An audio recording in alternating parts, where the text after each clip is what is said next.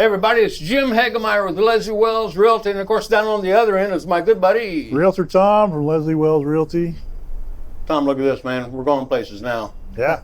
Everybody, this is Jim Trudinich. He's also known as Jimmy T, the Director of Player Relations and Team Historian of the Pittsburgh Pirates. Welcome, Jimmy. Glad you're here this morning. Glad to be here. Man, this is going to be fun. Yeah. Huh? Yeah. So, 100 years of baseball, okay, here at McKechnie Field. And we've been, how long have the Pittsburgh Pirates been here? This is our 55th spring training in Bradenton. So we started here in 1969. Okay, cool.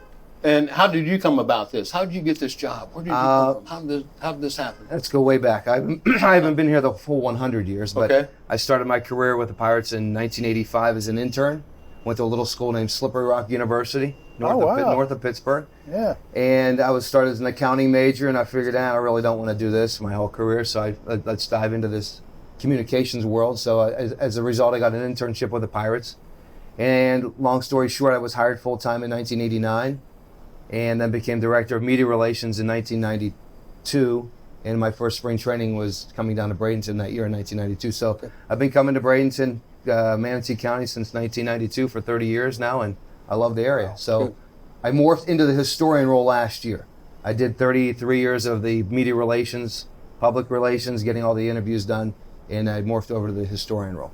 Okay, so what changes have you seen as far as here at the, since you've been here at McKechnie Field, Lecomb Stadium, Yeah. Lecomb Field? Lecomb Park, Yep. and it was back, obviously, it was named after Bill McKechnie, built McKechnie Field in 1962 when he went into the Baseball Hall of Fame. But the changes I've seen since 1992, where we're sitting right now was an old press box, and it was built on two stilts.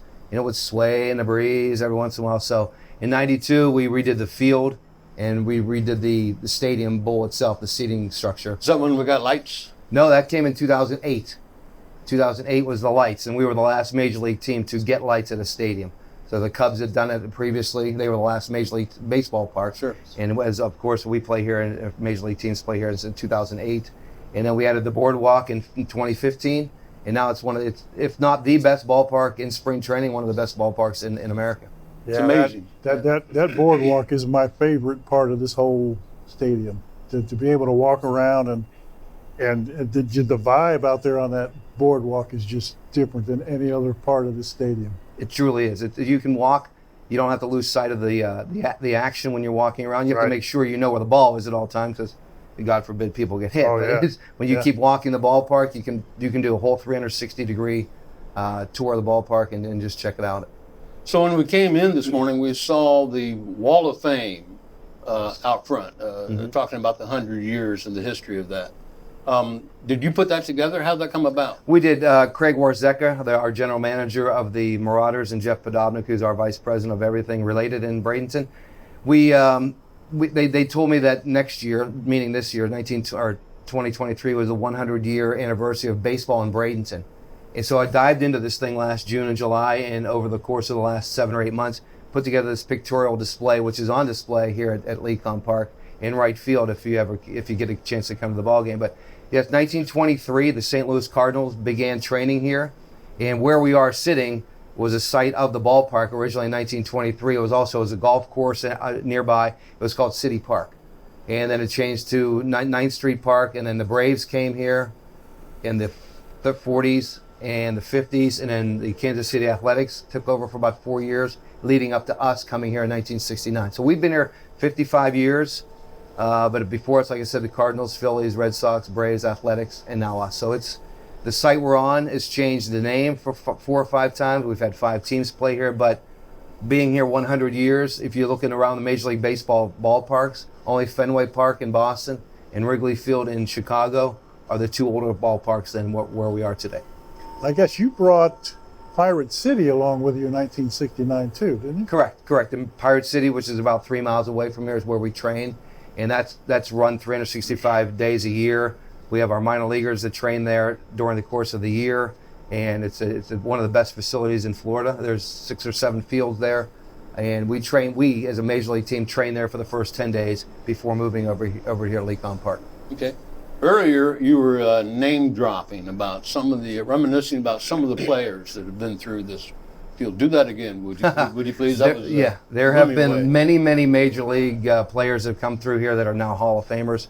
If you look just Pirates specifically, you have Roberto Clemente, Willie Stargell played here, Ralph Kiner played here, and you have Bill Mazeroski played here, and then collectively Babe Ruth, Lou Gehrig, Ted Williams, Mariano Rivera, Johnny Bench, Carl Yastrzemski. So anybody and everybody in the Hall of Fame have played here. One of the best things ever, though, in 1994, a certain NBA player was trying to make his debut into baseball. Michael Jordan. Of course. Michael Jordan came through here, so I got the privilege to meet him, and he wasn't the best baseball player. Let's just say I'm glad he stuck to basketball. Yeah.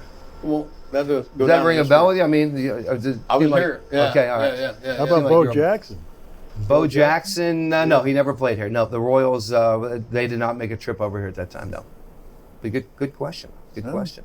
It's the only other one I know that was multi-sport. Deion Sanders, I believe, did. Ken Griffey Jr. did, because the Reds were nearby in Sarasota, and before that was the White Sox. White Sox. So we've had White Sox, Reds, and now Orioles there. So a lot of people have come through here. Yeah. Fascinating. So, again, can you tell us a little bit about Pirate City? Do you get involved in the Pirate City at all, any of the operations of Pirate City? Pirate City, yes. Again, it's gone through a great transformation over the last 30 years, and it's a state-of-the-art facility that trains not only our major league players while we're here, but also the minor league players over the course of the whole year. But it's located, obviously, in Bradenton as well, just about 2 or 3 miles from here. I know Jeff Podomnik is going to speak about this at a later time, but he runs the whole facility there, so he would be able to touch on that more. But I've been going to that place. I lived there when it was a dormitory for my first 2 or 3 spring trainings, and back then it was 3 or 4 guys to a room. Now it's 2 to a room, and it's really a state-of-the-art facility. So after when opening day happens, now do you travel with the team? In my previous role, I was traveling with the team, and we also I've stopped doing that in 2022.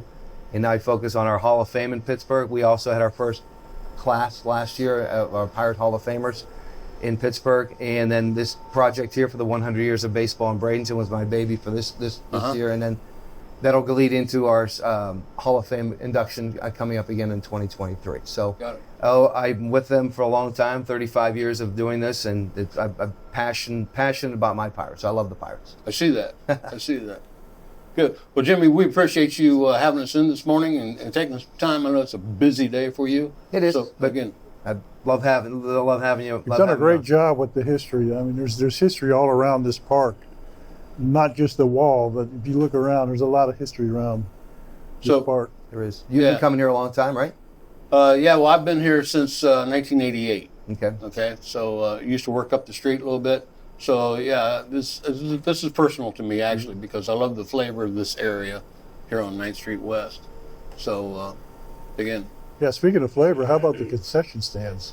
yeah, Well, some of the best in baseball right here. actually, yeah. So we're going to talk about that soon. But again, we appreciate everybody listening this morning. Jimmy, again, thanks for having us this morning. We're looking forward to it, seeing what the future is going to be as well. Appreciate it. Thank you, guys. And again, Jim and Tom's awesome real estate adventure. Thanks for tuning in. Thank you. Bye-bye.